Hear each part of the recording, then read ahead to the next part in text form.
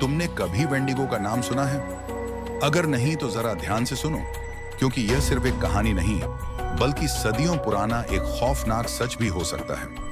कहा जाता है कि वेंडिगो उत्तरी अमेरिका के ठंडे घने जंगलों में भटकता है। ये इतना खतरनाक प्राणी है कि इसकी भूख कभी खत्म नहीं होती। वो जितना भी खा ले फिर भी उसे और चाहिए। लेकिन सबसे डरावनी बात यह है, अगर किसी इंसान में लालच, भूख या आदमखोरी की प्रवृत्ति आ जाए तो वह खुद वेंडिगो में बदल सकता है। अब सवाल ये उठता है कि वेंडिगो दिखता कैसा है?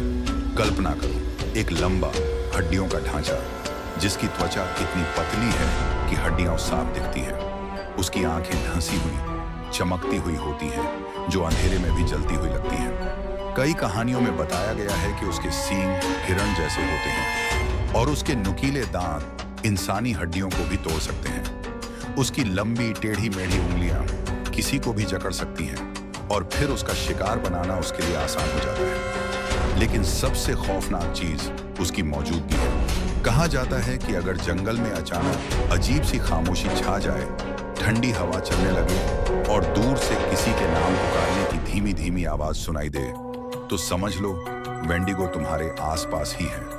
वेंडिगो सिर्फ एक राक्षस नहीं बल्कि एक श्राप है। एल्गोंक्विन जनजाति के लोग मानते थे कि जो इंसान बहुत लालची, स्वार्थी या आदमखोर बन जाता है वो खुद वेंडिगो बन जाता है। मतलब अगर किसी इंसान को बहुत भूख लगी हो और वो मजबूरी में किसी और इंसान को खा ले तो वो धीरे धीरे खुद एक वेंडिगो में बदल जाएगा। उसकी आत्मा मर जाएगी लेकिन उसका शरीर हमेशा भूखा रहेगा। ये सिर्फ भूख का प्राणी नहीं, लालच और बुराई का प्रतीक भी है। अगर तुम सोच रहे हो कि ये सिर्फ कहानियां हैं तो शायद तुम गलत हो। कनाडा, मिनेसोटा, मिशिगन और ग्रेट लेक्स इलाके के लोग कई बार दावा कर चुके हैं कि उन्होंने वेंडिगो को देखा है। जंगलों में बिना किसी कारण पेड़ हिलने लगते हैं, पत्तों के बीच किसी के चलने की आहट आती है और फिर अचानक गहरी खामोशी छा जाती है। कुछ शिकारी बताते हैं कि उन्होंने जंगल में किसी को देखा जो इंसान जैसा था, लेकिन बहुत पतला, ऊंचा और भयानक था। किसी को नहीं पता, लेकिन लोगों ने इस पर कई कहानियां लिखी हैं, फिल्में बनाई हैं और डरावनी घटनाओं को दर्ज किया है। अगर अगली बार तुम किसी ठंडे, वीरान जंगल में जाओ और अचानक हवा में तुम्हारा नाम सुनाई दे तो जवाब मत देना, क्योंकि हो सकता है वो वेंडिगो तुम्हें अपना अगला शिकार बनाना चाहता हो। रजत, निखिल और सुमन तीनों दोस्त भारत के मुंबई से थे।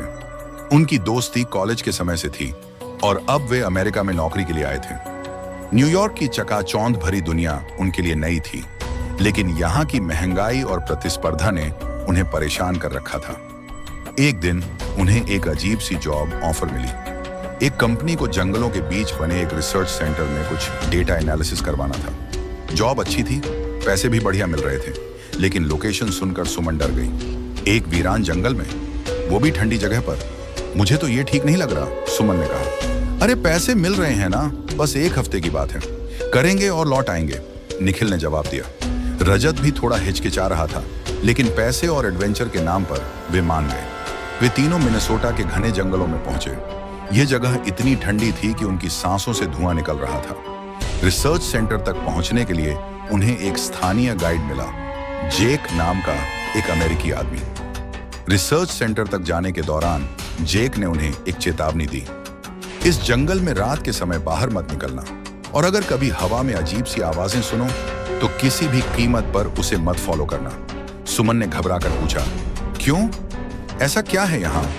जेक ने गहरी सांस लेते हुए कहा, वेंडिगो। तीनों चौंक गए। वेंडिगो, ये क्या होता है? निखिल ने हंसते हुए पूछा। जेक का चेहरा गंभीर था। उसने बताया, वेंडिगो एक शापित आत्मा है जो भूख से पागल हो चुकी होती है। ये उन लोगों को शिकार बनाती है जो लालच और स्वार्थ के कारण जंगल में गहराई तक चले जाते हैं। तीनों ने इसे मजाक में लिया और रिसर्च सेंटर पहुंच गए। पहली रात सब कुछ ठीक था, लेकिन आधी रात के बाद सुमन ने कुछ अजीब सुना। पेड़ों के बीच से आती किसी के पैरों की आवाज। धीरे धीरे आवाज तेज होती गई, खरर खरर, थक थक। उसने खिड़की से झांका, लेकिन बाहर कुछ नहीं था, सिर्फ बर्फ और घना अंधेरा। तभी उसे एक परछाई दिखी, लंबी, कंकाल जैसी, सिर पर दो बड़े सींग, गहरी लाल चमकती आंखें। सुमन ने चीखना चाहा, लेकिन उसके मुंह से आवाज नहीं निकली। सुबह सुमन ने सबको बताया, लेकिन निखिल और रजत ने हंसकर कहा कि यह सिर्फ उसका वहम था। लेकिन जेक का चेहरा सफेद पड़ गया। तुमने उसे देखा? अब यह जंगल तुम्हें नहीं छोड़ेगा। अगले दिन उन्हें जंगल में कुछ डेटा इकट्ठा करने जाना था। वे जेक के साथ निकले, लेकिन जंगल में घुसते ही अजीब सा सन्नाटा था। तभी उन्हें एक पुराना टूटा फूटा केबिन दिखा। जेक ने कहा, हम यहाँ नहीं रुक सकते, ये जगह अच्छी नहीं है। लेकिन निखिल ने उत्सुकता में दरवाजा खोल दिया।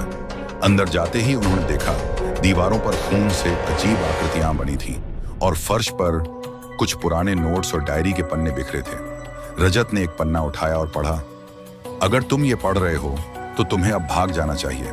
मैंने उसे देख लिया है, वो मुझे ढूंढ रहा है। उसकी भूख कभी खत्म नहीं होती। तभी बाहर से एक भयानक चीख सुनाई दी।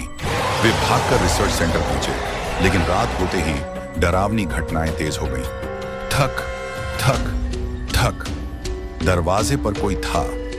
रजत ने दरवाजा खोला, लेकिन बाहर कोई नहीं था। तभी पीछे से सुमन ने डरते हुए कहा, रजत, तुम्हारे पीछे।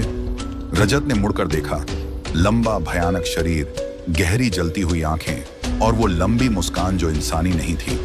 अब वे जानते थे कि जंगल में कुछ है। जेक ने कहा, हमें सूरज निकलने से पहले निकलना होगा।